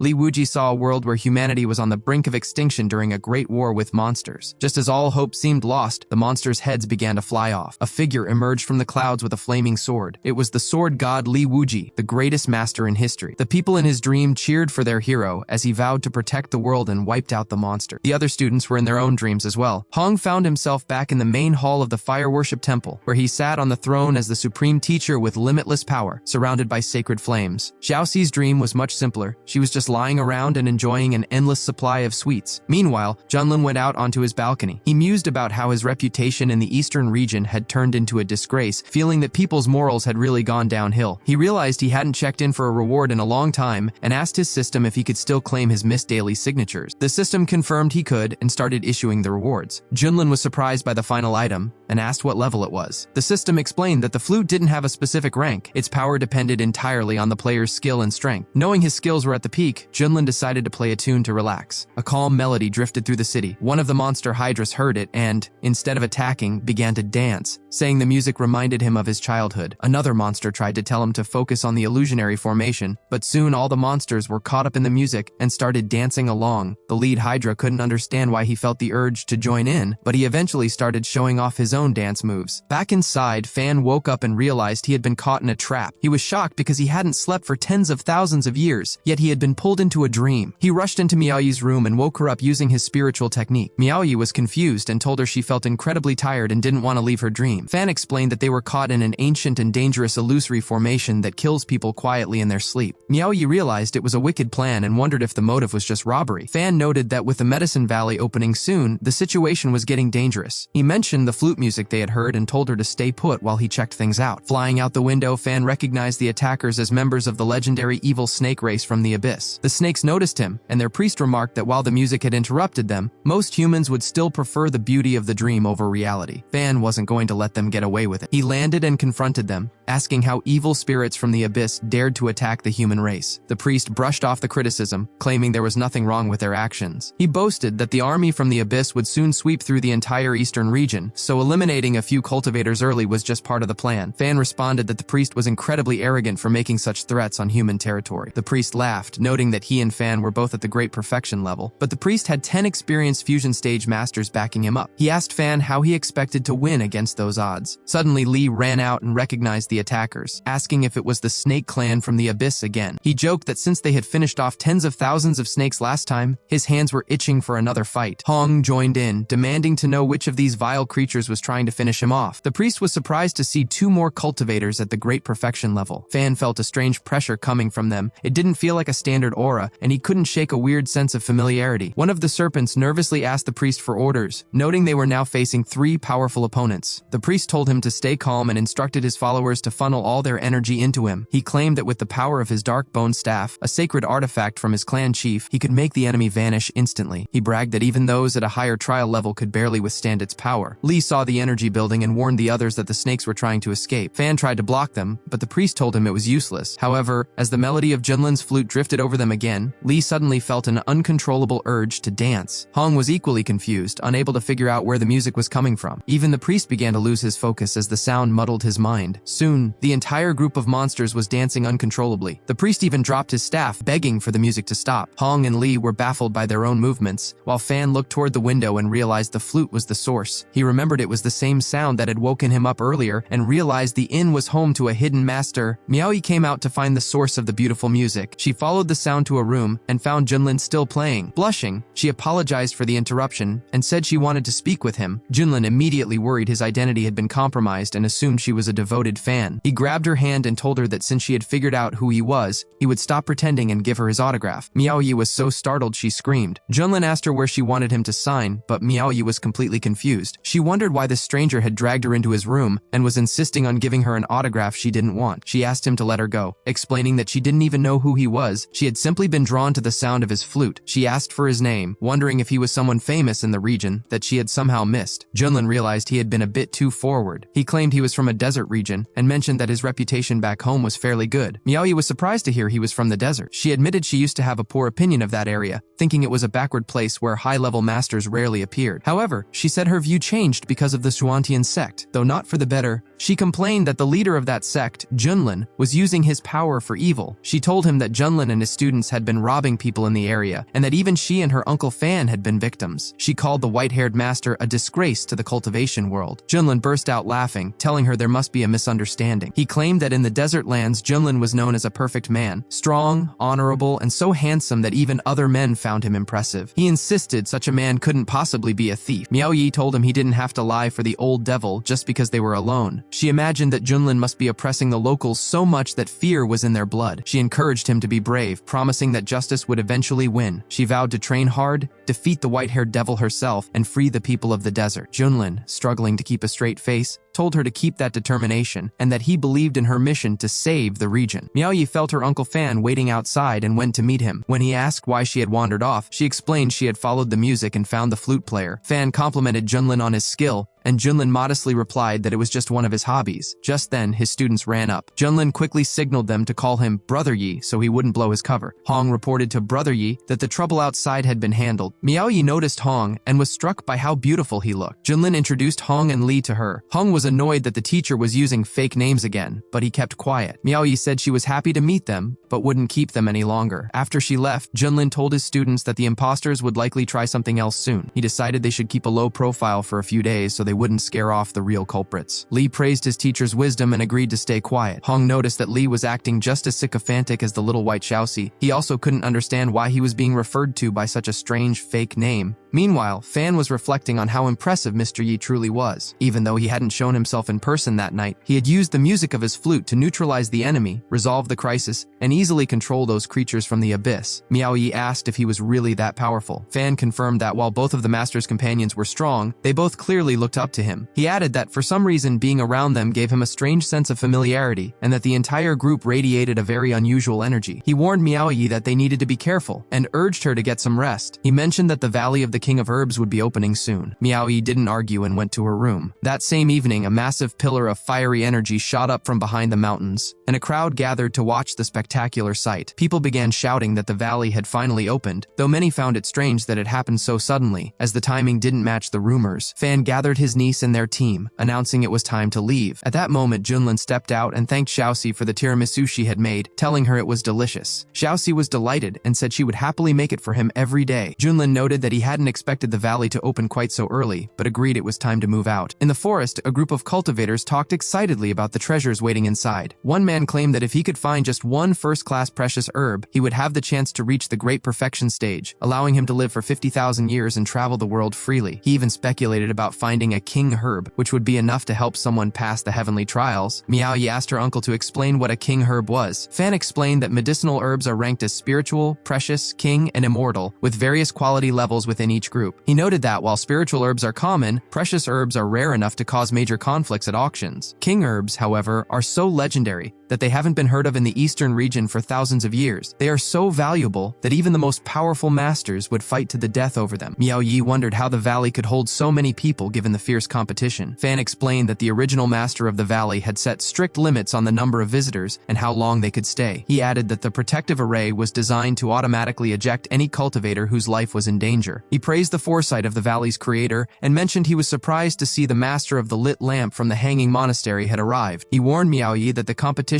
would be brutal, and she must stay by his side at all times. Nearby, some monks discussed their chances, believing that with Master Rendang leading them, they would surely collect enough rare herbs. They recalled how Master Rendang had entered the valley alone 10,000 years ago and gained a massive power boost. The master himself reflected on the fact that the valley was far more mysterious and dangerous than it appeared, remembering how he had once nearly lost his resolve there. He had used that past shame to fuel his training for years and felt confident that he could now easily handle any obstacles the valley threw at him. Junlin and his students eventually arrived at the site. Lee told the teacher that the valley was famous for being packed with materials and rare herbs that were impossible to find anywhere else. Hong admitted he was genuinely interested, and Junlin agreed. Though Junlin knew the herbs inside probably couldn't compare to the rewards his system gave him, he thought it would be fun to see what was inside. Suddenly, a flame shot into the sky and a portal began to open. The crowd cheered and rushed inside. Fan told Miao Yi it was time and left part of their team to guard the entrance while the rest followed him in. Junlin entered and remarked on how magnificent the interior of the valley looked. However, Hong suddenly felt his power level drop significantly, all the way back to the 9th level of Qi. Lee realized the same thing had happened to him. Junlin noticed that his own strength hadn't changed at all, realizing that the valley's restrictions couldn't bypass the power of his system. However, he decided to pretend his level had dropped to the 9th level of Qi too, since he enjoyed surprising people by hiding his true strength. He explained to his students that the valley's creator likely suppressed everyone's level to keep the competition fair and prevent the valley from being destroyed by high-level battles. Lee lamented that the suppression was so strong his legendary sword was now useless, forcing him to use an old kitchen knife instead. Junlin asked why he still had such a basic item. Lee explained that even though the knife was old, it was the first weapon he had used when he started his cultivation journey, and he was happy to fight alongside it again. Just then, Junlin's system asked if he wanted to register his arrival in the valley. Junlin agreed and was notified that he had received a large jug of high-quality insight tea. Junlin was a bit disappointed, feeling it was a mediocre reward since he didn't need help with cultivation, but decided it would at least be good for quenching his thirst. Hong, seeing the look on Junlin's face, assumed the teacher was upset about losing his powers. He thought that if they were truly at the same level now, he might finally have a chance to use his full strength against Junlin. He began to daydream about getting his revenge and imagined himself punishing the teacher for everything he had put him through. Lee suddenly mentioned he had heard a rule that if a fight between cultivators in the Medicine King Valley became life-threatening, the individuals would be automatically teleported outside. He told the others they had nothing to worry about and should just go all out. Hong, however, was annoyed by this. He thought it was a stupid rule because if he failed to finish off a certain someone, he would only face humiliation and revenge once they left the valley. Junlin noticed Hong's thoughts and figured the boy was planning to use the cultivation suppression to get some payback. He felt it was a bit of a pity. He really wanted to see Hong's face when he realized that Junlin's power level hadn't actually dropped. Suddenly, Xiaoxi told the teacher to look at the medicinal herbs, pointing out that they seemed to have a consciousness of their own and were moving. Lee was thrilled, shouting that the heavens were favoring him by bringing so many herbs right to the door. Hong warned him not to relax, noting noting that these herbs had gained intelligence and were at the 9th level of Qi. A 3-leaf clover, which was a precious medicinal material, appeared before them. The clover told its companions that the elder had sent them more toys to play with. It bragged that they could capture and torture these people just like they had done before. A blade of couch grass added that it wanted to strip the humans of their clothes and make them crawl through the valley like dogs. Lee was insulted, asking since when medicinal herbs had become so arrogant. Hong, deciding they needed to learn a lesson, launched a fire attack at them. To his surprise, even using 40% of his power wasn't enough to burn them. He realized that outside the valley, such a strike would have defeated anyone at the same level. The grass mocked Hong, calling him a woman, and threatening to hang him from a tree and beat him. Hong was furious and used a more powerful soul fire technique. The grass called him a snitch for attacking again, and realized it might lose, so it called out to the other herbs for immediate help. The other herbs followed the order and used water to extinguish Hong's flames. Hong felt the tension, wondering how it was possible that his high-level techniques were failing against Qi stage plants. Lee jumped in to help his brother, attacking the enemies with his knives. Xiaoxi found it interesting that the herbs reigned supreme in this valley. Junlin realized that while his students were talented enough to beat those stronger than them, they were struggling against these plants. He sensed something fishy and realized the herbs were being boosted by a local formation created by the valley's founder. Junlin figured out that the level suppression wasn't for fairness, but to restrain humans while making the plants stronger. He suspected that previous participants had kept quiet about the valley's true nature, wanting others to suffer just as they had. Junlin decided that if the founder was going to protect his children, he would protect his own students as well. With a flick of his finger, he disrupted the local formation. Without that support, the herbs immediately became vulnerable. Hong and Lee noticed the shift and realized the plants could no longer resist. The grass began to burn and cried out in confusion, asking why their strength had suddenly vanished. It begged Hong to stop, claiming it was all a mistake, but Hong told the herb it was too late to run. Lee began harvesting the grass with his knife, asking Hong to spare some since they were high-quality materials. Junlin walked up and congratulated them on finishing the job, suggesting to Lee that they collect everything to make soup. Lee agreed immediately. Xiaoxi helped out but noticed some of the grass was still moving. Suddenly, a beam of light shot into the sky, forming the shape of an axe. Xiaoxi was startled and said she almost died of fright. Junlin joked, asking if it was a distress signal from some axe gang. Hong boasted that he would burn any henchman who showed up to ashes. Junlin teased him for being cocky, pointing out that he had been struggling before Lee helped him. Lee noted that the strength of the herbs was unnatural and worried that the enemies would only get stronger as they went deeper. Hong complained that the founder Yao was using a double standard by suppressing people and boosting plants. He felt the man was a fraud for pretending to be a saint while setting such traps. Lee was hesitant to believe it, as rumors always painted Yao as a kind healer. He suggested Yao might just be trying to protect the herbs. Hong countered that if Yao really cared about them, he should have kept the valley closed instead of making a big show of opening it. Junlin told them to stay calm and take it one step at a time, curious to see what Yao's true goal was. Meanwhile, Golden Root Jins, the leader of the Axe Gang, asked who had sent out the distress signal. A tree spirit reported that they hadn't identified the attackers yet, suggesting it might be another faction within the valley. Another plant doubted that, since they had lived in peace for so long. The Axe King stood up and ordered everyone to be silent. Grabbing his weapon, he declared that since the valley had opened after so many years, he would personally find out who was brave enough to challenge them. Near the entrance of the valley, a group of cultivators was being overwhelmed by plants. They begged for help, but other teams were too busy running away. One talented cultivator lamented that he couldn't even defeat a single herb, while others shouted that the whole valley was a giant hoax meant to deceive them. However, deep within the Medicine King Valley, a battle with massive plants was already underway, with an old man fighting them off alone. The old man reflected on his past failures, remembering how he had been humiliated by this very group of herbs when his power was first suppressed. He decided that this time, he would wash away that shame and get his revenge. After gathering the harvested plants, the younger monks complimented Master Jing on his incredible strength, noting that the creatures were no match for him. They felt confident that they would return from the valley with plenty of loot. One monk pointed out that while other noble families and masters were being turned into slaves by the herbs, their group was moving forward with their heads held high. When the monsters confronted them, they insulted the old man, calling him a rebellious monk for attacking the noble healers of the valley. The old man didn't bother responding with words, he simply launched a direct attack. The lead monster ordered its companions to focus on him, claiming they were the ones in charge of the valley and the monk wouldn't last. Suddenly, a huge blue energy circle appeared and the monk raised his defense. The trees believed they had finally broken his shield and ordered a final strike to finish him. The old man laughed, asking if they really thought his defenses were that easy to break. He explained that over the years, he had traveled to famous mountains, spent massive resources, and trained his body to eliminate every weakness. He boasted that his diamond invincible body was nearly perfect, just one step away from a legendary transformation. transformation. He declared that as long as he had this body, the level suppression didn't matter, and he challenged the valley to try and find something that could actually hurt him. After the fight, he told his followers to pack up the herbs and continue moving forward. Meanwhile, Fan was in the forest with Miao Yi. He noted that thanks to her unique heavenly star body, she could still produce a powerful force despite the level suppression, otherwise they wouldn't have survived the herbs' encirclement. He wondered where the plants got such unnatural strength and questioned if it was the work of the Medicine King himself. Miao Yi admitted she used to think the Medicine King was a kind man, but now she saw him as wicked. Fan hoped the valley would close soon so they could be teleported out, fearing that further humiliation by the herbs would damage their resolve as cultivators. Suddenly, a mid-rank Medicine King known as the Ninefold Thundervine descended toward Miao Yi. It distracted her and then grabbed her leg. Miao Yi tried to use a beam attack, but it backfired and passed through her own body. Fan rushed to save her, attacking the monster and demanding it let her go, but his strikes were useless. The monster easily batted him away with its branches. Fan was shocked that he couldn't handle the creature, realizing its strength was equal to a mid-level master. Miao Yi cried out for help as the tree mocked them, saying it was having a great time. Fan apologized to her, feeling useless because his current cultivation level wasn't high enough to stop a mid-rank Medicine King. Miao Yi told him it was okay and that he had done his best. Fan begged the monster to be merciful and offered to suffer in Miao Yi's place if it would let her go. The tree laughed at their naivety, asking why it would let them go after waiting so long for toys like them. To prove its point, it sent an electric current through Miao Yi, making her scream in pain. Just then, Junlin and his group arrived. Junlin commented on how shameful the situation looked, comparing it to a strange game. Fan recognized them and begged for their help, promising that the Society of Explorers would repay the favor. Li recognized the monster as a Ninefold Thundervine. Junlin told Miao Yi that since their paths had crossed again, he couldn't just stand by. He ordered Hong and Li to handle it. Li stepped forward first, with Hong covering his back. The tree was happy to have new toys to play with, but Hong promised to roast the monster over a fire. The two students attacked from different sides, and the tree, feeling the pressure, decided to drop Miao Yi and fight with its full strength. Fan caught Miao Yi and retreated to a safe distance. Miao Yi was discouraged. She realized that even with her special star body, she couldn't resist the monster, while Junlin's students were fighting it with dignity. She asked her uncle if he and her father had been lying to her about her talent. Fan reassured her that she wasn't weak, but rather that the world was simply full of hidden, powerful people. He admitted he had no idea where Junlin and his companions had come from. Miao Yi mentioned that Junlin told her they were from the desert region, which Fan found hard to believe. The tree shouted that it was the master of the area and planned to shock the boys so hard they wouldn't be able to breathe. Hong and Li found themselves surrounded by the monster's electrical currents and were struggling to break free. Miao Yi worried that they wouldn't be able to handle it. Junlin noticed his students were reaching their limit and decided it was time to step in. Xiaoxi, seeing her brothers in danger, didn't wait. She screamed and jumped straight onto the monster to save them. Junlin was curious. It was rare for Xiaoxi to want to fight, and he thought this might finally be the moment they saw her true potential. Li admitted that they had underestimated the home field advantage of the Medicine King in this valley, finding it nearly impossible to land a fatal blow. He felt it was even more humiliating than the times Junlin had teased him. He couldn't believe a simple blade of grass was forcing him to his knees. Seeing Xiaoxi approach, Hong shouted for her to leave, warning her that it was far too dangerous. The giant plant monster mocked her, asking how such a tiny thing dared to join a fight and if she expected him to be merciful. Xiaoxi wasn't intimidated at all. Grabbing the monster by its root, she told him not to underestimate her and released a surge of solar energy that instantly tore the root apart. She yelled at the monster, telling it never to bully her brothers again. The King of Herbs was in agony after her strike. Xiaoxi moved further into the fray, telling Hong and Li that she was there to rescue them. Hong was stunned, wondering if this was an imposter, as he couldn't believe the stupid mouse who usually only cared about food possessed such power. Li was equally impressed by her strength. Even Fan was shocked, realizing that this unassuming little girl was actually stronger than both the boys. Junlin knew that the power of the first celestial body was something extraordinary. Taking advantage of the opening Xiaoxi created, Hong used his soul demon flames to slowly burn the Monster King. Once the King of Herbs was defeated, Xiaoxi was overjoyed and asked Hong if he would finally praise her. Hong, trying to keep his cool, told her she was just bragging and reminded her he was no longer her servant. Xiaoxi felt a bit hurt, wondering if she had done something wrong, but Li reassured her that they might have died without her help and called her magnificent. Hong eventually admitted that she had indeed made everyone see her in a new light. Miao Yi approached the group to thank them for their help. Li told her it was simply a matter of honor. However, Xiaoxi suddenly became shy and covered her face, realizing there were strangers watching. Miao Yi told her not to be self-conscious, expressing her sincere admiration for Xiaoxi's strength strength, and calling her sweet and cute. Xiaoxi was delighted and asked Junlin if he had heard the compliment. Fan watched their mentor, feeling that his suspicions about Junlin's true identity were becoming more accurate. Miaoyi asked Junlin if he was the little girl's teacher. Junlin replied that he was, claiming he had raised her with great difficulty and care. Xiaoxi thought it was a bit much for him to say that, wondering if he just meant he had helped her improve her cooking, but she told Miaoyi that her mentor had taught her a lot and took great care of her. Miaoyi was touched, though she still felt like the group of four looked familiar, as if she had seen them somewhere before. Junlin noticed her suspicion and wondered if she was about to figure things out. Suddenly, a group of plant spirits informed their clan king that they had found the people responsible for the recent battle. Hong felt an incredibly powerful energy coming from the new group. The king of herbs accused the humans of disturbing the order of their territory and destroying their kin. Xiaoxi noted that this was a great place for high-grade herbs, as a high-quality king of medicine had just appeared. The king called them insolent for thinking they could take him down. Junlin pointed out that this was the axe gang of herbs they had heard about earlier. Li asked Xiaoxi if she could help them again, since this enemy was even stronger than the last. Xiaoxi promised to do her best and stood in front of the king. The king laughed at the idea of Xiaoxi being his opponent. He launched several attacks, and while Xiaoxi managed to repel them, she quickly became exhausted and dizzy, declaring she couldn't fight anymore. The king called her a stinking rat and raised his axe to finish her. Junlin wouldn't allow it. He shattered the axe into pieces, remarking that the ginseng was too confident and needed to be turned into a decoction to learn obedience. He told Xiaoxi to go help her brothers and leave the king to him. Xiaoxi happily ran off, while Miaoyi and Fan watched in awe. Fan admitted he still couldn't gauge the depth of Junlin's power. The king attacked Junlin with powerful fists, but Junlin just stood his ground. He knew that using too much force would reveal his true level. The surrounding plants were terrified, wondering if a great disaster had come to the valley. Li knew that Junlin was a true mentor. Even with his strength suppressed, his power remained out of reach for others. Hong was also baffled. He felt like the ginseng's presence was suppressing him, yet Junlin had defeated the creature without lifting a finger. He realized his hopes of being on equal terms with Junlin were just empty dreams. The other plants began to scream that their king was dead and tried to flee. Li suggested they stay, since they were all valuable medicines. Junlin praised Li for his hard work and told him to collect the herbs properly. Li thanked him, modestly saying he was just benefiting from the teacher's reputation. Other teams arrived and were shocked to see so many precious medicines defeated. They wondered if anyone besides Master Rendeng was capable of such a feat. A monk and his master from the Hanging Temple approached the fallen ginseng. The master identified it as a first-class king of medicine, a prize so valuable that even those facing heavenly trials would envy it. He noted that, if they were outside the valley, every old monster in the region would fight over it. Since the herb hadn't officially acknowledged a master yet, the monk tried to claim it for the Hanging Temple. Li immediately blocked him, asking how he dared to steal someone else's prize. The monk turned to him and asked if Li realized he was picking a fight with the Hanging Temple. Hong told the monks they were just a bunch of bald hypocrites trying to steal their belongings while calling themselves followers of Buddha. He called them out for being bandits in disguise. The monk snapped back, calling him a talkative scoundrel, and questioning who could actually prove that Junlin's group had defeated the monsters. He claimed they had simply arrived at the spot first. A second monk warned the scattered cultivators to watch their behavior, threatening that if they provoked the Hanging Temple, they would never find a place for themselves in the eastern region. Li called the senior monk an old bald man and asked if he was unhappy enough to want to fight. The old man replied that Li was acting like an evil spirit and didn't realize he was facing a master who had survived a celestial catastrophe. The surrounding warriors were shocked, realizing they were in the presence of someone who had nearly reached immortality. They noted that even though many important people were in the valley, they were like ants compared to a master of that level. Li wasn't impressed, stating that since everyone was suppressed to the 9th level of Qi, he would cut down anyone who stood in his way. The old monk challenged him to share his name. Li introduced himself and told them to remember it so they wouldn't act so indignant. The monks laughed at him, mocking his name and the fact that he didn't even seem to belong to a famous clan, yet dared to challenge a grandmaster. The old man told Li he was too full of anger and offered to enlighten him. Li was thrilled, seeing the chance to fight a catastrophe-level master as a valuable opportunity. Li did his best to counter the old man's strikes, and the battle created a massive explosion. He shouted for the old man to keep going, clearly enjoying the excitement. The monk used his defensive techniques to block Li's heavy blows, waiting for the younger man to tire himself out. One of the disciples admitted he hadn't expected Li to be so strong, or to last so long against their master, though he assumed the master was holding back to avoid looking bad by using full power against an unknown. The monk realized that despite training for 100,000 years, years, he was struggling to defeat a member of the younger generation. He decided it was time to use a specialized technique, gathering all his energy for a single strike. He told Lee not to waste his strength, claiming that even if Lee attacked for 3 days, he wouldn't break through. As the monk lunged forward, Lee reacted instantly with his sword. He was surprised to see his strike hadn't done much and asked the monk if he was related to a turtle because of his thick shell. The monk asked Lee why he was putting himself through such torment, reminding him they wouldn't be in the valley forever. The students mocked Lee, telling him that while he might feel cool being equal to the master here, he would be a fool doomed to die the moment he left the valley. Junlin stepped forward and stated that since they had taken the king of medicine, the hanging temple was out of line for trying to claim it. The monk argued that everything changed when they intervened, claiming that nothing belongs to you until you physically take it. Hong attacked the monk from behind, yelling that the old man was looking for trouble. The monk tried to ignore him, insisting the medicine was now his. Suddenly, a fire attack narrowly missed Hong's head as Junlin moved in. Junlin asked the monk if he really thought he was above punishment. The monk felt a frightening power in Junlin's fist, sensing it might even exceed the valley's restrictions. Junlin didn't stop, delivering a blow so powerful it threw the monk deep into the forest. The other monks tried to act tough, telling Junlin he was just making empty threats and shouldn't brag in front of Master Rending. Junlin smiled and asked the monk how that punch felt, mentioning he had held back as much as possible to avoid killing him and causing a scene. The monk, realizing he was outmatched, replied that Buddha was merciful and thanked Junlin for his wisdom before saying goodbye. The other monks were confused, asking if it was over and if they were really walking away from the precious medicines. The senior monk just gave them a sharp, warning look. Junlin watched them leave, noting that the monk at least knew when to retreat. On the way out, the senior monk suddenly became so ill he began coughing up blood. His followers asked what was wrong, and he claimed they were just minor wounds. Internally, he wondered what kind of celestial being Junlin was to have such power even while suppressed. He worried that an era of great turmoil had arrived and vowed to personally send them all to the next world once they left the valley. Meanwhile, at the Medicine King Valley headquarters, a meeting was being held among the top plant spirits. Jin Yinzi, the medicine queen, warned that human cultivators were ravaging the valley and that even the Thunder and Ginseng kings had been defeated. She said it was a matter of life and death and asked if they should hide or stand and fight. The Jade Flaming Bone Bamboo argued against hiding, reminding everyone that this was their territory. He noted that they had enslaved humans here before and insisted they should resist the invaders together. Jinji agreed that they had to fight back, insisting that they were the true masters of the valley and that surrendering now would mean losing their freedom forever. Hanlingu pointed out that the current human invaders were exceptionally strong, even with the power of the medicine kings. Launching a counterattack was risky, and they could end up being captured. Lotus added that the silver-haired young man was particularly terrifying, as he had defeated the Ginseng king with a single move. Medicine Shawu suggested they seek help from a legendary figure who had once followed the medicine lord, believing his power would be enough to crush the invaders. However, the queen worried that because of his strange personality, he might refuse to get involved. Lotus argued that with the valley on the brink of collapse, the heir to the medicine lord wouldn't want to see his kin boiled into soup, so they had to go all in and ask. They all went together to see the great Mushroom King, a first-class king of medicine. The queen bowed and pleaded for him to wake up and save the valley. When the Mushroom King finally stirred, he released a massive surge of energy, but then immediately got spooked and hid behind a tree. He told everyone to stay back and speak from a distance. The queen apologized, knowing he was very shy and preferred to be left alone, but she explained that humans were destroying their brothers, and that if they didn't resist, they would all be wiped out. The Mushroom King was confused, wondering how humans could bypass the protections set by the medicine lord unless they were dealing with a once-in-a-lifetime genius. The servants confirmed that many of their kind had already fallen, and that only he had the status to unite the medicine people. The Mushroom King initially refused, wanting to stay in peace and suggesting they all just hide until the valley closed and the humans were sent away. Jinji told him he was being too optimistic, claiming the humans were specifically hunting him because he was the oldest creature in the valley. The Mushroom King was terrified to hear that so many people were after him. The others added that humans were ruthless and would torture him, humiliate him, and even put him on display at an auction for everyone to touch. Panicking, the Mushroom King begged them to stop. Jinyi suggested that if he took care of the most dangerous human, the rest of the plants would handle the others. They promised him that once the threat was gone, he could go back to his peaceful sleep undisturbed. The Mushroom King finally stepped out and agreed to handle the strongest intruder. As they moved through the fog, a mysterious voice thanked the Mushroom King. The Tree King secretly doubted if the Mushroom King could really suppress these people, but the Queen told him not to underestimate a supreme gold pill-level medicine who could easily handle ordinary humans. In the forest, a group of cultivators was talking to a monk, identifying him as the oldest elder of the Setting Sun cult and asking if they could buy rare medicines from him later. The monk assured them the price would be fair, claiming their meeting was a sign of destiny. The leader asked for dragon blood and a lightning tree, telling the monk to name his price. Suddenly, a group of plants approached. The monk was pleased, as he had been looking for them. Deer Horn charged at the monk, telling him not to celebrate too soon. The monk called the plants stubborn and promised to release their souls when the dust settled from the explosion. The monk's protective shield was still intact. Root was impressed by the defense, and the monk realized he was facing a powerful demon cultivator. The Mushroom King tried to flee the battlefield, but Root stopped him, reminding him that they would all be soup if he didn't help. The people nearby recognized him as the legendary immortal chaos mushroom, mentioned in ancient books. The monk noted that eating such a mushroom could extend a life for millions of years and make the path to immortality much easier. Believing the Buddha had blessed him with this find, the monk launched an attack to claim the mushroom. The Mushroom King blocked it and complained about being hit on the head. A warrior noted that the mushroom was a perfect level king of herbs, while the monk warned him not to get in the way. Root yelled to the Mushroom King that the humans were trying to auction him off, which motivated the king to declare that his body was as tough as a diamond. The monk tried to capture him, but the Mushroom King jumped on the monk, suppressing him with his energy and threatening to punch him. The monk continued to call him a product of evil. Suddenly, vines from the forest surrounded the Mushroom King, grabbing him by his arms and legs. The monk realized the plants were in a hurry to finish him off so he wouldn't be publicly humiliated by a mere mushroom. He wondered how he could ever lead others again after such a disgrace. The Mushroom King announced that he had fulfilled his part of the deal and that the rest of the situation was no longer his concern. The plant spirits were thrilled and prepared to attack, while the monk cried out in fear, questioning what they planned to do and warning them that Buddha would not be forgiving. He dreaded having to relive the same shame he experienced 10,000 years ago. At the same time, the boys were battling a massive tree that was resisting their efforts. Junlin sensed an incredible surge of energy from it, far greater than any of the other medicinal kings they had encountered. He realized the true power behind the valley's plant life had finally shown itself. However, the tree told the group not to fight, claiming it was just passing through and didn't belong to the group of herbs that oppressed humans. It asked what they wanted from it as it stood right before them. Miao Yi asked if the tree was telling the truth, noting that the fruits growing on it were beautiful. The tree promised that if they let it go, it would give them everything that had fallen to the ground, which even the spirits refused to eat. Fan informed Miao Yi that these were the fruits of star energy. He explained that eating them would greatly enhance her internal star power, and mentioned that their sect had searched all over Gongzhou without finding a single trace of this immortal fruit. Now they had suddenly found dozens. Miao Yi was excited, realizing the trip was a success, and that the fruits would help her reach a new level of power. The tree asked if it could leave, and while Hong was distracted by a daydream, Junlin gave it permission to go. Junlin then told the boys he felt an unusual energy nearby, and suggested they investigate, as it might lead to the secret force behind the valley. Li was eager to uncover the valley's mysteries, but Hong was frustrated that he couldn't feel any energy at all, wondering if he really was stuck at a low level. Miao Yi suggested that the teacher should take the fruits from his two disciples, but Junlin declined, telling her to keep them for herself. Fan thanked Junlin and told him that if he ever needed help from their school in the future, he shouldn't hesitate to ask. Junlin suggested they all travel together. When they arrived at their destination, they were shocked to see a massive gathering of high-level plant spirits. Hong found the sight exciting. Xiaoxi noticed something familiar and asked the teacher about a dark object she saw. Junlin pointed out that the old monk was already in a pathetic state. Looking closer, they saw that the plants had captured the humans and were mocking them. Junlin realized that humiliating a master of that level required a force that was anything but simple. Li speculated that they were facing a true elite from the great kingdom of medicine. Root spotted them and immediately ordered the group to kneel and beg for mercy. Junlin asked who had given the plants such courage. The monk, seeing Junlin, spitefully hoped the young man would enjoy his remaining time as a human, believing he would soon regret his naivety. Root realized Junlin was the silver-haired youth who had defeated the other plant kings, but claimed that against the Mushroom King, Junlin was just a toy. The plants began screaming for the Mushroom King to help them. Fan worried about facing a great demon, and even Hong admitted that in his prime, he wouldn't have claimed such a title for himself. Junlin, however, was curious to see what a great demon actually looked like. Root noticed the Mushroom King had disappeared and started to run away, but he shouted back that the Mushroom King was the strongest villain and the only one who could win. Junlin asked if the mushroom was truly the most powerful creature in the valley. Xiaoxi identified it as the immortal chaotic mushroom. When Junlin asked if it was strong, Hong explained that according to legend, whoever eats it gains endless life and massive strength, making it the closest thing to a divine potion. Fan realized this was a top-tier medicine at the level of golden perfection and urged Junlin to be careful, suggesting they might need to teleport out. Junlin told him not to worry, as he knew exactly what he was doing. The Mushroom King spoke in a menacing voice, calling the humans